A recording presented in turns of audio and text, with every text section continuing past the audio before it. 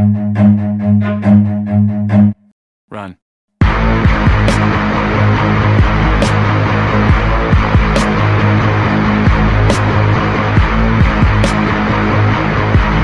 Well, hello, everybody, and Happy New Year. Welcome to the first On the Run for 2023. And yes, it's greetings from Macau. I'm still in Macau.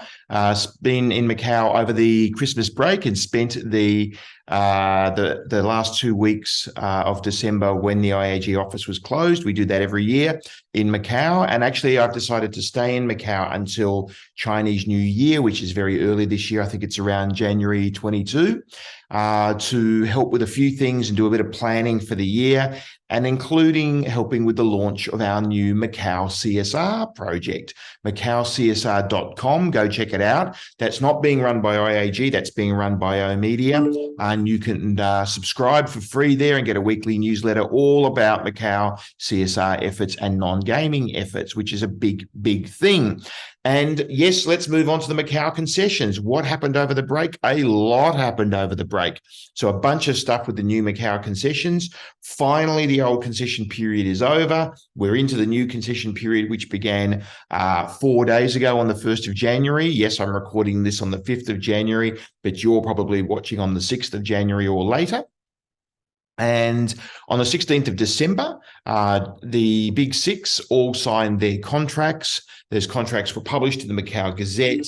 The investment commitments were published, and for the 6 concessionaires, both gaming and non-gaming, totaling $15 billion over the next 10 years. Table allocations were published, 6,000 tables in Macau now and 12,000 slot machines, and the allocation amongst the 6 concessionaires were published. And we now have 11 satellites in Macau. So 19 casinos that are owned by the 6 concessionaires and 11 satellite casinos, 9 of which are under SJM's license, one of which, Waldo, is under Galaxy's license, and one of which, Grand Dragon, is under Melco's license. So at one stage we had 40-something casinos in Macau. We're back down to 30 now. Bit of consolidation in the industry, which is probably a good thing. And all of this, all the contractual obligations are summarized in a story on IAG. Everything you need to know. We'll have a link down below to that story, but it's a bullet point story giving all the key terms of the contracts, the concessionaire contracts, and the key terms. So the key terms that are common to all 6 concessionaires, and then a little section for each of the 6 outlining the contract terms that are individual to those concessionaires, namely the number of tables they receive, the casinos they're allowed to have, the satellites they're allowed to have, their investment commitments. So that was a big thing that happened over the break, and it's all very exciting. And we're into the new Macau now, which is fantastic. And the other huge news is, drum roll please, zero COVID zero. Yes, finally, the much hated COVID zero is gone. The Chinese government has done a 180 on it all. I'm sure everybody watching this is well familiar with it. And it looks like we're going to be getting news, well, we are going to be getting definitely some news on January the 8th. It's already been announced that there will be no quarantine to China, and there will be no NAT requirement or PCR requirement to go to China from January the 8th. The border between Hong Kong and China is opening. So it's all great, great news. Currently, to come to Macau, the quarantine is gone. So the Macau government's announced that is over.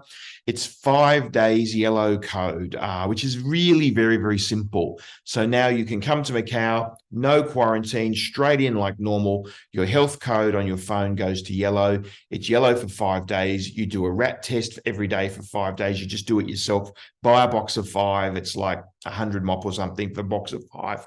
Do the 5, get negative on all 5. Your health code goes to green, completely back to normal. So look, it's not absolutely the same as it was, but very close to it. And currently you do need to take a NAT or a PCR test within 72 hours of departure to come into Macau. But There's a press conference this afternoon at 4 p.m. And by the time you watch this, maybe they've announced that they will get rid of that requirement too from the 8th of January. The 8th of January seems to be a very keen day. And that is, of course, Sunday. So next week, things are going to be even better. Yes, Macau got absolutely swamped with COVID over the break. 90% of the IAG staff got COVID. And I think 90% of everyone got COVID. I mean, the government said more than 50%. It felt like 80 or 90% to me. It felt like everybody in Macau had COVID. A lot of people have recovered. Some people still have it. Sadly, we've got quite a few deaths that was going to happen, mostly with elderly people and people with pre-existing conditions. I mean, almost 100% were elderly or pre-existing conditions.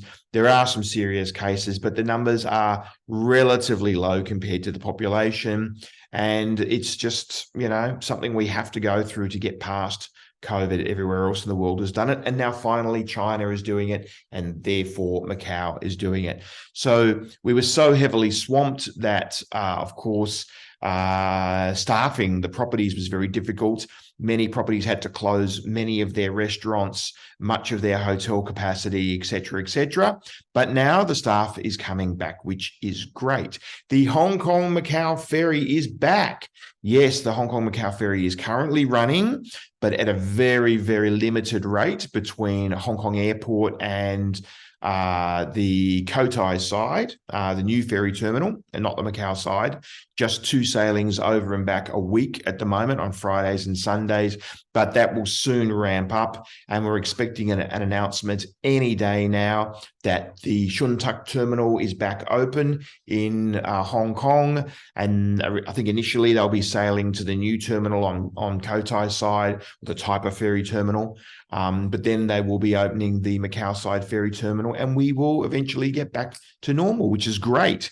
So it looks like finally we're getting past all this COVID stuff.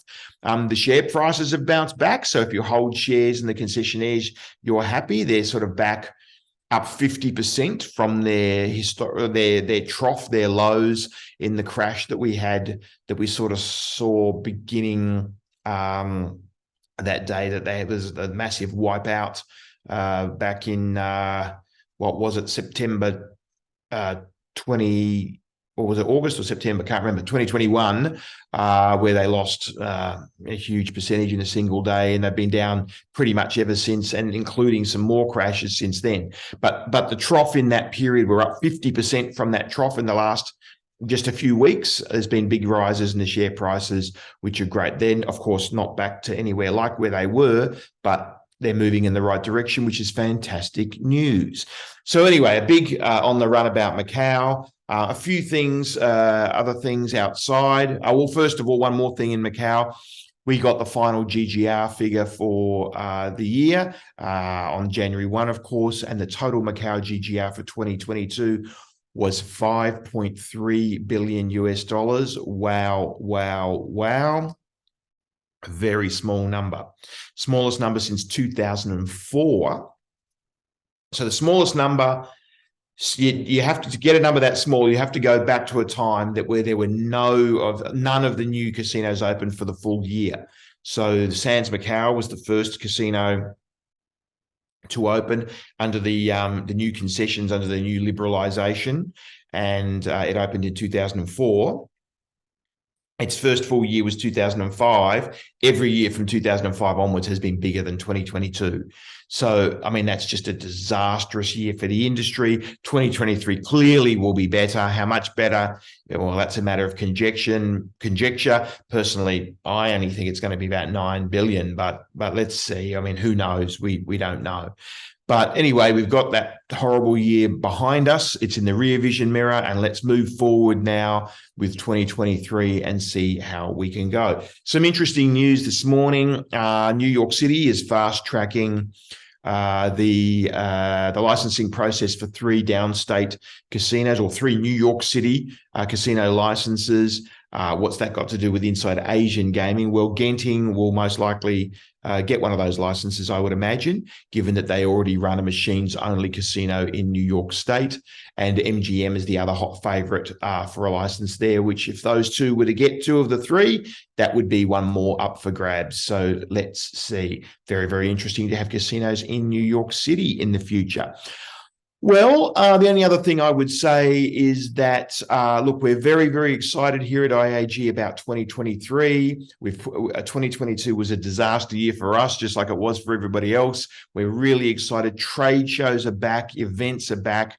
They have been back a little bit, but this year they're clearly going to be back big time. As I say, I'm here until Chinese New Year. Then I'll be spending a week in Hong Kong, and then I'll be jumping on a plane to fly to London for ICE. So Ben and Jason and myself will be at ICE. We're very excited about that. And there may be somebody else from IAG there too. We'll see. And that's very exciting. And we've got IAG, we've got a bit of a special deal going on with Clarion, and we're working closely with them. And G2E Asia this year, maybe it'll be in Macau in May. Maybe it'll still be in Singapore. Maybe it'll be in July. Who knows? We don't know yet.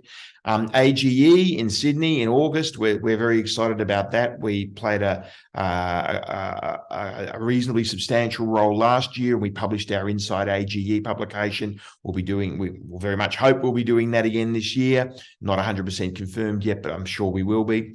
And I will also be going to G2E in October in Vegas for sure. First time in many years.